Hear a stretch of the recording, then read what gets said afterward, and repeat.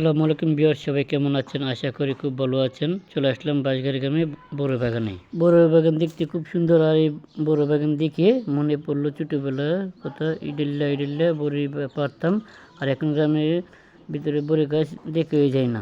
বড় গাছ কেটে বড় বড় বিল্ডিং তুলছে, এরকম একটা অবস্থা। এই জন্য আমরা বড় বাগানে এসি, সাথে আশিক আসনুল্লাহ বাগানে চুপি চুপি বড়ি খাওয়া শুরু করছে।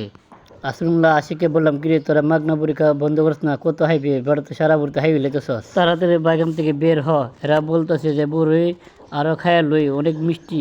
আশিক বলতেছে যে বড়িগুলো দেখতে খুব সুন্দর, খাইতে অনেক স্বাদ। পরে আশিক কইতেছে, হান্নান তুই একটা বুড়ি হ্যাঁ দেখ বড়িগুলো অনেক মিষ্টি। তারপর আমি দিয়ে একটা বুড়ি খাইলাম, আসলে বড়িগুলো অনেক মিষ্টি। 3 জনের জন্য 6 কেজি বড়ি কিনলাম বাসার জন্য। 1 কেজি বড়ির দাম হচ্ছে 100 টাকা।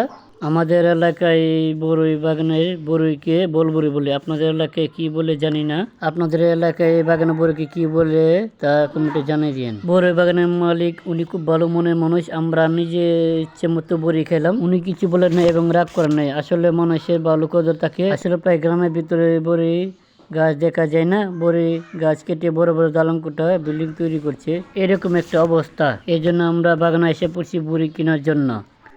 বাগানে বড়ি পাড়তে গিয়ে একটা কাটা গায়ে খেলাম, আর এই বড়িগুলো একটা হচ্ছে একটা মিষ্টি, আর এই বড়িগুলোর মধ্যে কোনো ফরমালিন নেই।